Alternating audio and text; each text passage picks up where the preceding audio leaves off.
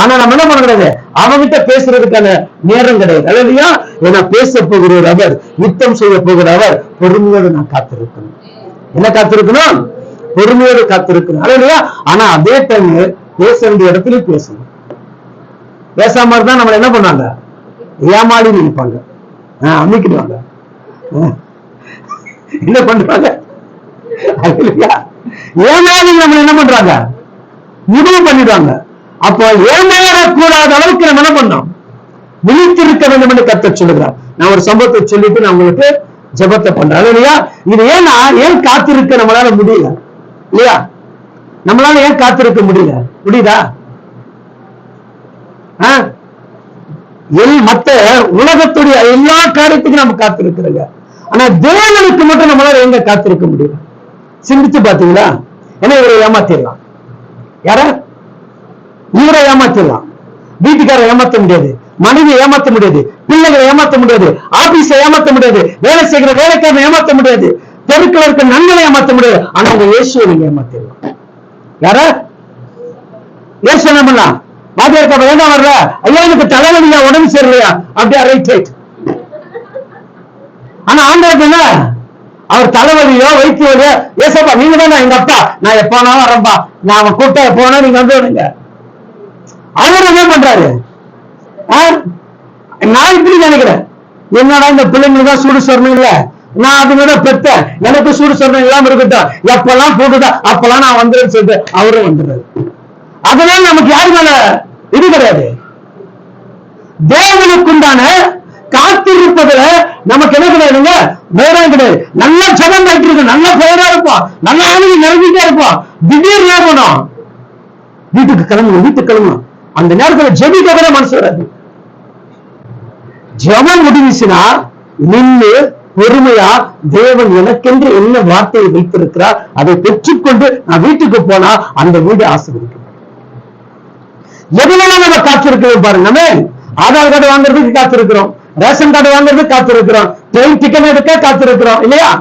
பள்ளிக்கூடத்துல பிள்ளைக்கு அட்மிஷன் வாங்குறதுக்கு காத்திருக்கிறோம், இதுக்கெல்லாம் காத்திருக்கிறோங்க. ஆனா தேவனுக்கு மட்டும் நம்மளால காத்திருக்க முடியல. இல்லையா? அப்ப காத்திருக்கிற பிள்ளைகளுடைய வாழ்க்கையில என்ன உண்டு? கர்த்தருடைய ஜெயம் உண்டு. இல்லையா? வேதத்துல ஒரு அருமையான மனிதன் ரொம்ப ஆண்டவருக்கு வைராகியமாக காத்திருந்தான். அந்த மனிதனுடைய வாழ்க்கையில கடவுள் செய்த காரியம் மிகப்பெரிய மேன்மைக்குரிய காரியம். அதை மட்டும் நான் உங்களுக்கு சொல்லுகிறேன். என்ன எல்லாம் நீங்க தேவன் பிள்ளைகள், தேவனை அறிந்தவர்கள், அறியாதவர்கிட்ட நான் இந்த செய்தி பேசல, அறிந்தவங்க கிட்ட நான் பேசுறேன். ஏன்னா கடவுளை நீங்கள் அறிந்த பிறகு கடவுளுக்கு கொடுக்கக்கூடிய சரியான கனத்தை நீங்க என்ன பண்ணுங்க, கொடுக்கணும். இல்லையா? பாருங்க, சாமுவேல் என்கின்ற மனுஷர், சாமுவேல் என்கின்ற அவனுடைய தாயானவள் அவனை கொண்டு போய் எங்க விட்டாங்க? ஆலயத்துல விட்டார்கள். அந்த ஆலயத்தில் அவன் என்ன பணி செய்து கொண்டிருந்தான்? ஆலயத்தில் அவனுடைய பணி என்ன? விளக்கு அணையாமல் பாதுகாக்கக்கூடிய ஒரு மிகப்பெரிய பொறுப்பு அவன் கையில கொடுக்கப்பட்டது. தன்னோடு கூட இருக்கிற ஊழியக்கார் படுத்து தூங்கினாலும் இந்த விளக்கு அணைகிற வரைக்கும் என்ன பண்ணுவான்? ஆலயத்துல காத்திருந்தான். அந்த ஆலயத்துல அவன் காத்திருந்தபடினால்தான் இந்த உலகத்துல அவனை குறித்து நாம் பேசுகிறோம். அல்லையா? நீ தேவனுக்கு காத்திருக்கிறனால உன் குடும்பம் உன்னை குறித்து பேசும், உன் சொந்தங்கள் உன்னை குறித்து பேசும், உன் எதிர்காலத்தை குறித்து பேசும், நீ வாழ்ந்து இருக்கிற வாழ்க்கையை குறித்து பேசும். ஆனா கடவுளுக்காக காத்திருக்க வேண்டும். அல்லையா? அப்படி காத்திருந்த கடைசியில் கவனிச்சு பார்க்கலாம், அங்க யாருடைய பிள்ளைகள் அந்த ஸ்தானத்துல வரணும் தெரியுமா? அந்த ஆலயத்துல யார் வரணும் தெரியுமா? யாரு ஊழியம் செய்யணும் தெரியுமா? ஏழுடைய 2 பிள்ளைகள் தான் அந்த ஆலயத்தில் ஊழியம் செய்ய வேண்டும்.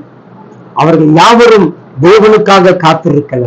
ஆனா சாமுவேல் தேவனுக்காக காத்திருந்தான். அவனுக்கு இந்த பதவி வரப்போகுது, இந்த தீர்க்கதரிசியான பட்டம் கிடைக்க போகுது, நான் இந்த ஜனங்களை நியாய விசாரிக்க போறேன் என்பதை குறித்து அவனுக்கு சிந்தனை கிடையாது. அவனுடைய சிந்தனைகள் எல்லாம் என் கடவுளுக்காக நான் பணி செய்யணும். சொல்லுங்க, நான் உயர போகிறேனோ, வாழ போகிறேனோ, ஆசீர்வதிக்கப்பட போகிறேனோ, சமாதானம் கிடைக்க போதோ, சந்தோஷம் கிடைக்க போறதோ, எனக்கு அது முக்கியம் இல்ல. என் தேவனுடைய ஆலயத்திற்கு நான் என்ன பணி செய்ய போகிறேன்? என் தேவனுடைய ஆலயத்திற்கு நான் என்ன பணி செய்ய போகிறேன்? அந்த ஆலயத்துல நான் ஒரு செவராக இருக்கிறேனா, ஒரு செங்கலாக இருக்கிறனா, இல்ல ஒரு மண்ணாக இருக்கிறனா, ஒரு கல்லாக இருக்கிறனா, இல்ல ஒரு சிமிட்டியாக இருக்கிறனா, எவையாக நான் இருக்கிறேன், எவையாக இருக்கிறேன்.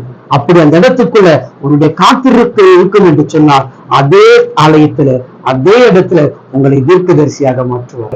இப்ப இந்த மனுஷன் இந்த குழந்தை எனக்கு ரொம்ப பயங்கரமான செய்த ஒரு வசனத்தை மட்டும் உங்களுக்கு சொல்றேன் பாருங்க. 1 சாமுவேல் 2ஆம் அதிகாரம் எடுத்து வாசிங்கம்மா. 26ஆம் வசனத்தை வாசிங்க.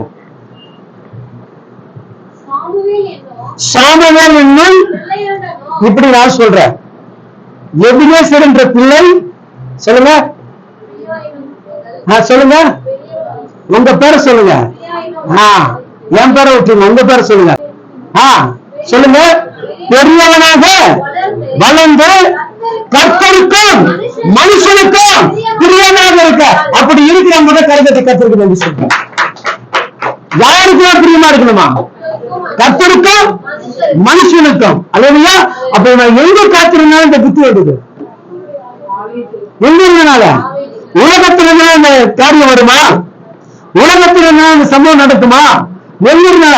அப்ப இதுக்கு தேவனுடைய பிள்ளைகள் கடவுளுடைய ஆலயத்தில் இருக்கிற, கடவுளுடைய பிரசங்கத்தை கேட்கிற, கடவுளுடைய வார்த்தை கேட்கிற, ஆனா கடவுளுக்கு மட்டும் பிரியமாக இருக்கிற, ஆனா மனுஷனுக்கு என்ன பிரியமா இருக்கிறோமா?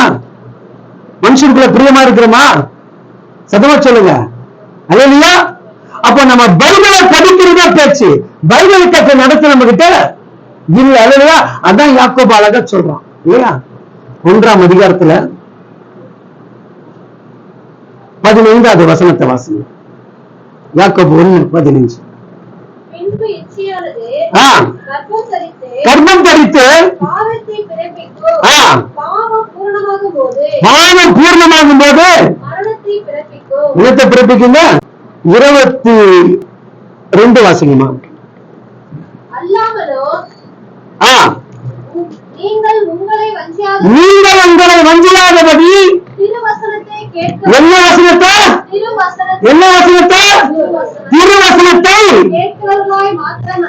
கேட்கிறவர்களாக மாத்திட, பிரசங்கத்தை கேட்கிறவர்கள எப்படி இருக்கணுமா? பொறுமையா இருக்கணும், கர்த்தருக்கு பிரியமாக இருக்கணும், மனுஷனுக்கு பிரியமாக நடந்து கொள்ளணும். யாருக்குங்க இந்த பிரசங்க கேட்கிறது? பசங்க, சொந்தமே, பந்தமே, உறவுகளே, நண்பர்களே, சகோதர சகோதரிகளே, நீங்கள் யாவரும் யாருக்குள்ள பிரியமா இருக்கிறீங்க? யாருக்குள்ள பிரியமா இருக்கிறீங்க? கர்த்தருக்குள் மட்டும் பிரியமா இருந்தா அவர் என்ன பண்ண மாட்டாரு? நம்மள நேசிக்க மாட்டார். கர்த்தருக்குள் நம்ம பிரியமாக இருக்கணும். சக மனுஷனுக்கு நம்ம எப்படி இருக்கணும்? பிரியமா இருக்கணும். கெட்டவனா, நல்லவனா, பாவம் செய்தவனா, பாவம் செய்யாதவனா, அயோக்கியனா, திருடனா, பொய்க்காரனா, பித்தலாட்டக்காரன், அதை நீ சிந்திக்காத, அதை நீ தீர்மானித்து ஜட்ஜ்மெண்ட் பண்ணாத. அல்லையா? உன் வேலை என்ன?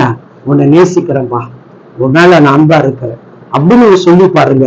அந்த பாவியான மனுஷனுக்கு ஒரு கர்த்தர் என்ன பண்றாருங்க? பரிசுத்தமுள்ள மனுஷனாக மாற்றுவார். அது எதனால நடக்கும்? எதனால நடக்கும்? நீ கர்த்தர் மேல பிரிய வச்சிருந்தா மனுஷனுக்குள்ள உனக்கு என்ன வரும்? பிரியம் வரும். அல்லையா? பைபிள்ல நிறைய காரியம் இருக்குது. ஆனா அதுல 20ஆம் வசனம் நினைக்கிறேன், வாசிங்க. மனுஷனுடைய கோபம் எது நடக்காதுங்க? யாருடைய கோபம்? யாருடைய கோபம்? நம்மளுடைய கோபம். மனுஷனுடைய கோபம். நீங்க யாரு? மனுஷிதாங்க. இதுக்கு மட்டும் சொல்ல மாட்டாங்க. நாங்க பிரியனா அதுக்கு மட்டும் என்ன பண்ண? நாங்க நினைப்போம். எங்க கோபம், எங்களுடைய கோபம் தேவனுடைய நீதி என்ன பண்ணாது? விளங்கவே செய்யாது. அல்லையா? அவன் எதிரி மேல நான் கோபப்பட்டேனா கர்த்தர் அவனுக்கு நீதி செய்ய மாட்டார். யாருக்கு? நான் மேல கோபப்படாம நான் சாந்தமா ஜெபித்தேனா என் கோபக்கார அங்கே இறங்குவார். யார் இறங்குவாரு? யார் இறங்குவாரு? நீ போய் ஒருத்தனை அழிக்கிறீங்க நினைக்க வேண்டியதே இல்ல. நீ கடவுளுக்குள்ள பிரியமா இருந்தா உன்னை எதிர்க்கிறனை அழிக்கிறது உருவாக்குறது அவர் தீர்மானம் பண்ணிப்பாரு. ஆனா நான் என்ன பண்றேன்? கோபமே சொல்லுங்க. மோசையே கோபப்பட்டனாலதான் எதுக்குள்ள போக முடியாம போயிட்டான். எதுக்குள்ள போக முடியல? நீ நானும் கோபப்பட்ட எங்க போக முடியாதான்? பரலோக ராஜ்யத்துக்கு போக முடியாது. இல்லையா? எவ்வளவு பெரிய உடன்படிக்கைய எழுதி கையில கொடுக்கிறாரு. இல்லைங்க? உடன்படிக்கை யார் கையில? தேவன் கையில எழுதி மோசை எவ்வளவு பத்திரமா கொடுத்தாரு. சில நேரம் நம்ம கூட சண்டை வரும்போது பாத்துருக்கீங்களா? வீட்டுல பைபிள்ல சில வீட்டுல பறக்க பாத்துருக்கீங்களா? பாத்தீங்களா? திடீர்னு பைபிளை தூக்கி போடுவாங்க, திடீர்னு பைபிளை தூக்கி போடுவாங்க. இதெல்லாம் நிறைய வீட்டுல என்ன பண்ணும், நடந்த காலங்கள் உண்டு. அல்லையா? நம்ம நிறைய பேர் என்ன பண்ணுவோம், நம்முடைய கோபம் ஆலயத்துக்கு போகாம தடுக்கும், நம்முடைய கோபம் ஜெபம் பண்ணாமல் தடுக்கும், நம்முடைய கோபம் தகப்பனுக்கு பிரியமில்லாமல் வாழ செய்யும். இந்த கோபத்தினால எத்தனை காரியத்தை நம்ம என்ன பண்றோங்க. இந்த கோபம் தான் யாருக்கு வந்துச்சு? மோசைக்கு வந்து கடவுள் மேல கோபம் கிடையாது. யார் மேல கோபம்? அந்த ஜனங்கள் மேல இருக்கிற கோபத்தை கடவுள் கொடுத்ததையே என்ன பண்ணிட்டான். இப்பதான் நம்ம அப்படிதான் நம்ம இருக்கிறோம். நம்ம கொடுத்த நல்ல அன்பு உறவுகளை மனுஷன் மேல இருக்கிற கோபத்தை எல்லாம் என்ன பண்றோம், கடவுள் நம்ம மேல வைத்த அன்பை என்ன பண்றாங்க, இழந்து போகிறோம். இல்லையா? அப்ப இந்த சாமுவேல் என்கின்ற பிள்ளை கர்த்தருக்கும் மனுஷருக்கும், நீங்க எத்தனை பேர் அப்படி இருப்பீங்க? இல்லையா? இருக்கணுமா? இருக்கணுமா? நம்ம அது இருக்கிறதா கிறிஸ்துவ. இல்லையா? தேவனுடைய வாழ்க்கை நமக்கு பாடங்கள் கற்றுக் கொடுக்கிறது அல்ல. இந்த பரிசுத்தமான வேதாங்கத்தின்படி வாழ்வதற்காக நாம் பிரயாசம் எடுத்தனா நிச்சயமாக சொல்றேங்க, எவ்வளவு நெருக்கடி இருந்தாலும் கடவுள் மெதுவாக அதை மாற்றிக் கொடுக்கும். இல்லையா? எவ்வளவு சூழ்நிலை இருந்தாலும் அதை சமாதானமாக கர்த்தர் நமக்கு முடித்து கொடுப்பார். நான் ஒரே ஒரு வசனத்தை சொல்லிட்டு ஜெபிக்கிறேன். நல்லா கவனிச்சு பாருங்க. அங்க 27வது வசனத்தை வாசிங்க. 1 சாமுவேல் 2:27. தேவனுடைய மனுஷன் கர்த்தர் உரைக்கிறது என்னவென்றால், நான் என்னை அவர்களுக்கு வெளிப்படுத்தி என் பலிபீடத்தின் மேல் பலியிடவோ தூபம் காட்டவோ என் சமூகத்தில் ஏகோத்தை தரிக்கவோ இஸ்ரவேல் கோத்திரங்கள் எல்லாம் அவனை எனக்கு ஆசான் என்று தெரிந்து கொண்டு உன் பிதாவின் வீட்டாருக்கு இஸ்ரவேல் புத்தருடைய தகன பலியெல்லாம் கொடுக்கவில்லையா? கவனிங்க, உங்களுக்கு நல்ல கனமான ஒரு ஏலியுடைய ஊழியம், அவருடைய பிள்ளைகள் கர்த்தருக்கு அடுத்ததாக ஊழியம் செய்யக்கூடிய மிகப்பெரிய ஸ்தானத்தை இழந்தார்கள். எதை இழந்தாங்க? கொஞ்சம் பொறுமை இழக்கிறதுனால, கொஞ்சம் காத்திருக்கிற இழக்கிறதுனால கடவுள் கொடுக்கக்கூடிய நல்ல ஆசீர்வாதத்தை கூட நம்ம என்ன பண்றோம், இழந்து போகிறோம். இல்லையா? நிறைய திருச்சபையில சில பிள்ளைகள் அப்படிதான். கடவுள் நமக்கு கொடுக்கிற அந்த கனத்தை நம்ம பொறுமையோடு காத்திருக்காதபடி என்ன பண்றாங்க, அதை இழந்து போகும்பொழுது அதை திரும்ப பெறுவது மிகவும் கடினமான காரியம். அதுக்கு பல கிரயத்தை நம்ம செலுத்தின பிறகுதான் கர்த்தர் பண்ணாரு, திரும்ப நம்மளை அந்த ஸ்தானத்துக்கு கொண்டு வருவார். இல்லையா?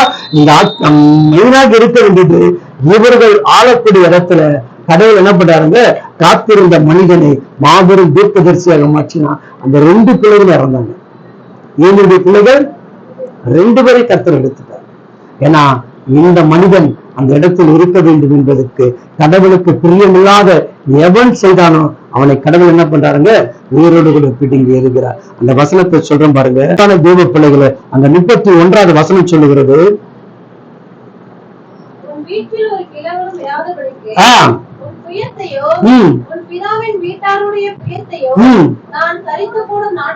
வரும் இஸ்ரவேலுக்கு செய்யப்படும் மாறாக உபத்திரங்களையும். எவ்வளவு ஆசீர்வாதத்தை கொடுக்கறனா அந்த அளவுக்கு என்ன வருமா, உபத்திரங்கள். கடவுளை விட்டு மீறும் பொழுது, கடவுளுடைய வார்த்தையை விட்டு நம்ம தடுமாறும் பொழுது, அந்த பொறுமை நம்ம இழக்கும் பொழுது நிறைய உபத்திரத்தை நாம் சந்திக்கிறவர்களாக காணப்படுவோம். என்னை கேட்டுக்கொண்டிருக்கிற அன்பான தெய்வ பிள்ளைகளே, பக்கத்துல பார்த்து சொல்லுங்க, நான் கர்த்தருக்கு பிரியமாகவும் கையை பிடிச்சிருக்கிற இவர்களுக்கும் பிரியமாக இருக்கு. அல்லேலூயா சொல்லுங்க, நான் கர்த்தருக்கு பிரியமாகவும் என் கரம் பிடித்திருக்கிற இவருக்கு பிரியமாக இருக்கு. அவ்வளவுதாங்க வாழ்க்கை. இதுதான். நீ வேற ஒண்ணுமே கொண்டு போத்தல. நீ மனுஷன் மேல அன்பு காட்டு, கடவுள் மேல அன்பு காட்டு. மீதி எல்லாம் அவர் நமக்கு கொடுக்கக்கூடிய காரியத்தை வீட்டை தேடி கொண்டு வந்து கொடுத்துக்கிட்டே இருப்பார். அல்லேலூயா. உங்க வீட்டுக்காரருடைய வருமானம், உங்க குடும்பத்துடைய வருமானம் ஒன்றுமே குறையாது.